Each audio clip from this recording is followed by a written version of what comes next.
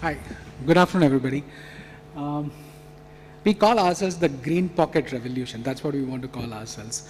And just like Shyam mentioned, that we are talking about a issue that every one of us can actually solve. So this is a category where each one of us can contribute. We can actually contribute to the circular economy from that perspective, right? Let me start with a video which kind of sets the mood about the mission that we are on. We are starting on it. We would love everybody here to be part of that. So we'll just start with the video on that.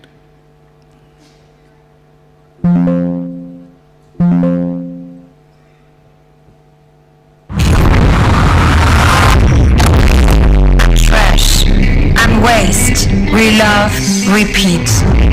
We're here to kick fast fashion in the balls because we know what it's wrong.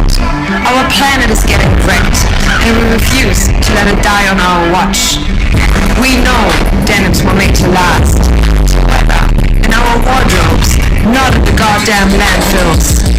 So we're here to take matters in our own hands. We rescue, reuse, relove, repeat. Without it's a green badge of honor. No, this isn't a pocket. It's a protest sign, and we wear it to fashion is not fast anymore. On fact of the future.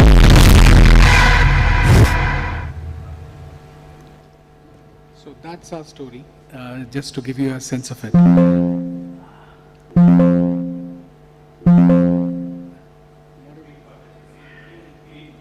Yeah, cool. So when we set out on this journey, we realized that we are probably one of the early players trying to do this, and we kind of figured out a certain number of challenges that we need to solve from ground up very clearly. One of the first thing that we encountered was that there are two narratives in circular fashion. Do I sustainably manufacture more, or do I manufacture less and reuse more, right? So that was one part of the challenge. We believe in the reuse, manufacture less kind of a philosophy. That's what we lean towards very clearly. All manufacturing is built on time and process efficiency. Circular fashion will have to talk about resource efficiency. We need to use less to manufacture, right? Or manufacture less from that perspective. We also realize that there doesn't exist any technology, even a very basic ERP solution is not available for manufacturers who want to get into circular fashion. So that we had to build from ground up. We'll talk about that, because that technology we've developed, it is proprietary to us today, has kind of become the pivot of everything that we do today as a business, right? So that is the third thing that we realized.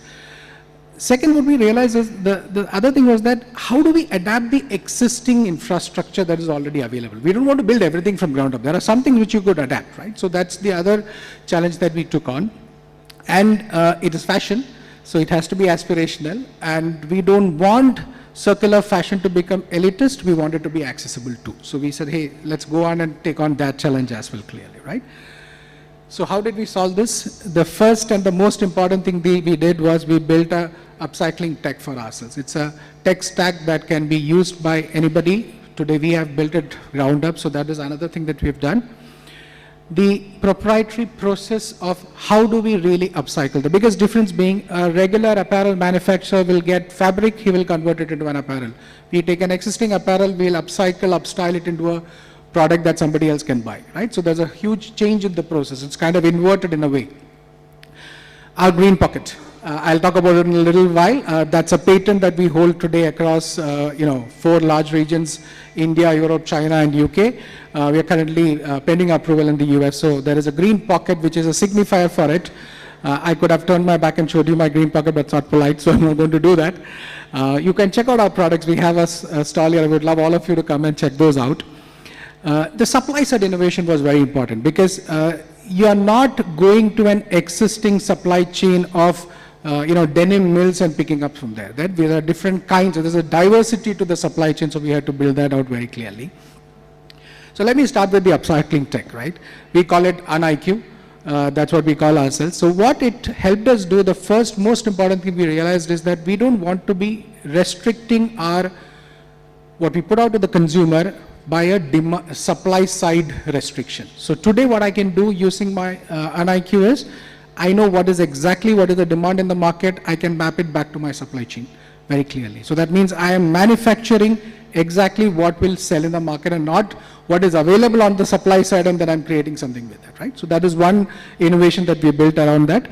It allows my design and merchandising team the flexibility to create aspirational denim products. So that's the second benefit that we got from it.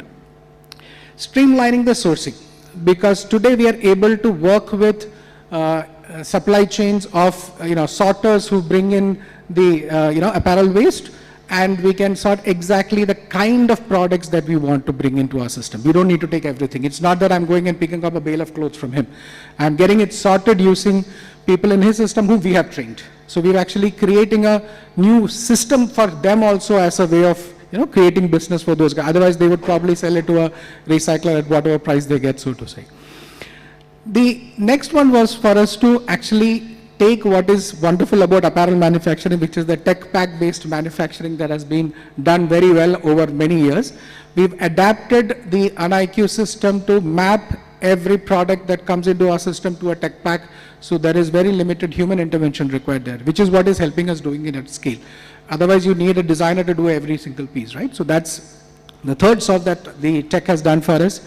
Last but not least, the transparency of the lifestyle tracking of the product. Every piece of information about that particular apparel is stored in that system at any point of time. As a consumer, as a regulator, as businesses, you want to understand what has happened to that particular piece, we know where it is and what has been done with it very clearly, right? So that's what UnIQ did for us.